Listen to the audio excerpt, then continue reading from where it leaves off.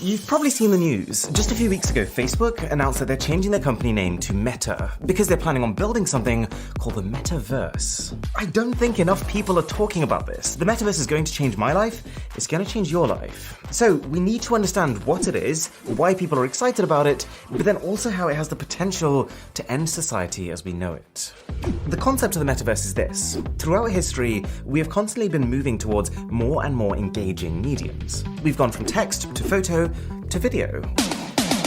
We've gone from reading books and papers to now spending most of our spare time watching TikToks on the internet. And the Metaverse is what comes next. An internet that you're not just looking at through a screen, but that you're actually inside of. Take anything you could think of doing right now. Shopping, chatting with friends, meditating to ASMR videos on YouTube. And now imagine that in the time it takes you to just snap your fingers, you could be doing that thing in a way that feels real, with other people who feel present in a setting that's whatever you want it to be. A living, shared, everlasting, virtual universe. That's Meta's vision of the Metaverse, achieved through a combination of augmented reality and virtual reality, which they've said that they will subsidize the cost of in an effort to get as many people on this planet to be a part of the Metaverse. And in case I wasn't clear, this is pretty damn cool, and there are some undeniable positives. Like, just to get the obvious out of the way, the Metaverse will allow you to live out your fantasies. In one single evening, you could be slaying enemies in hand-to-hand combat. You could be playing a quiet game of chess on the streets of New York and surfboarding across the tropics of the Bahamas. All with incredible realism, but at the same time the reassurance that you yourself are safe at home. And on a similar note, there is also a comfort to the idea that you'll also be able to express yourself however you want to. You know how now you have a profile picture for your social media accounts? The image that represents you to other people. Well, in the Metaverse, you won't just have an image, you will have an avatar. A fully three-dimensional living depiction of you, but you in the way that you would want to be. Did you ever wish you were 3 inches taller? Now you can be. Did you ever wish you had a bigger forehead? Now you can have one. You can be any gender you want, you can be any race you want, you could be any creature you want. Yes, Milo, I choose you. And to be very clear, longer term, your avatar is not going to look like these cartoon people. I think they just use them to make it seem a little bit less creepy. The truth is though, Meta is also working on the tech to create completely lifelike avatars, fully rendered with every hair on their head and every pore on their skin. This is not a game, this will feel like real life. And what I'm saying is that this realism, combined with the sheer amount of choices you'll get, will allow you to feel like you're not being constrained by the body that you were physically born into. In real life, you could be someone with a severe disability in a wheelchair, but in the Metaverse, forget walking, you could be able to fly. And if you are enjoying this video, then a sub to the channel would be uplifting. On the subject of flight though, I've always dreamed about the idea of teleportation. Because I'm always trying to be as efficient as possible with my time, being stuck in traffic jams kind of horrifies me. But in the Metaverse, that's going to be a relic of the past. Each person will have their own home space. You create the aesthetic that you want others to see, and then you can invite people to just appear within it. Wait, what the? Teleportation will be the equivalent of just clicking a link in your browser now. Practically instant.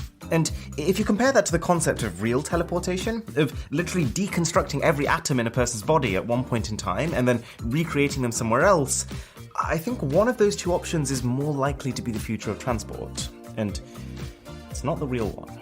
Besides, if we are moving towards the Metaverse, and if all interactions are going to happen virtually anyways, we wouldn't even want to physically teleport. We'd want to be at home with our headsets. Oh my god, I'm lost, man. And it's not just travel that will speed up massively, it's also learning. You know how now we look at libraries as really old-fashioned? Because, why would you try and find out info from a book when you can Google exactly what you want? Well, the Metaverse is going to make Googling it seem just as old-fashioned. You'll be able to learn about things by just touching them, or even hell, looking at them, and you'll be able to obtain that information in a more visual, interactive way than we've ever seen before. You'll be able to travel not just to any place, but also to any time. The Industrial Revolution, ancient Rome, the dinosaurs. Being able to actually experience living with the dinosaurs, can you imagine? And hey, if you can learn faster, you can also do things faster. I think the Metaverse is going to make us even more productive. Take the current situation. A lot of us now are working from home. To be honest, I never really had a proper job, but you know what I mean. Well, in the metaverse, we'd still be doing that, but it could also mean that you could always be in your most optimal environment, whether that's surrounded by others or completely alone, whether that's in an office in outer space or sitting in a magical jungle, whether you're surrounded by Beethoven's symphony while you work or just like the sound of silence. It's up to you. Plus, the tech will allow us to input faster.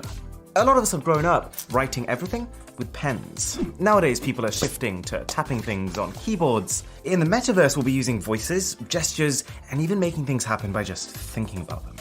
I'm not joking, Meta is working now on electromyographic, or EMG, input devices, which can detect and intercept the impulses in your nerves, the signals from when your brain is telling, for example, what your fingers, what they should be doing, and translate those signals to the corresponding actions in a virtual space. Or in other words, you will be able to send a message to someone by just thinking about moving your fingers. You won't even need to physically move them. And this metaverse hardware, it's not as far off as you think. Fun fact, next year, Meta is coming out with a headset, currently being codenamed Project Cambria, which in one fell swoop will apparently solve two of the biggest current barriers to the metaverse. One, that it will be comfortable enough, and the display will be sufficiently close to the resolution of your eyes that you won't feel like you're wearing a headset. And two, it'll be able to track your facial expressions in real time. Which, if pulled off correctly, will mean you'll be able to have conversations with realistic body language in a virtual space. So, these are the obvious benefits from the metaverse: experiences, expression, teleportation, knowledge, and productivity. But there's also a couple of potentially unexpected ones, like the environment. See, producing real products is really inefficient. The production of a real car, for example, can quite easily result in 20 tons of carbon dioxide emissions. The production of a virtual car? 0.000000000000000. You name a number, 1. And that gap in emissions only gets greater when you start to talk about potentially using that car. I totally get that the idea of a virtual car sounds very odd and not at all comparable, but think about it. In the metaverse, we have teleportation. Both virtual cars and physical cars are just as useless as each other. You'd only drive one if you specifically fancy to drive, not actually to get anywhere in particular. And so, what I'm saying is that it's quite likely that the more users that join the metaverse, the more we shift towards purchasing digital goods and digital experience. And so, the fewer planes, trains, cars, ships, delivery vans we're going to use, and thus our impact on the planet might well nosedive. And the final kind of exciting thing is that the metaverse will also be a new economy. Meta is developing a store within it called Horizon Marketplace, which is not just them selling stuff to us, but a platform where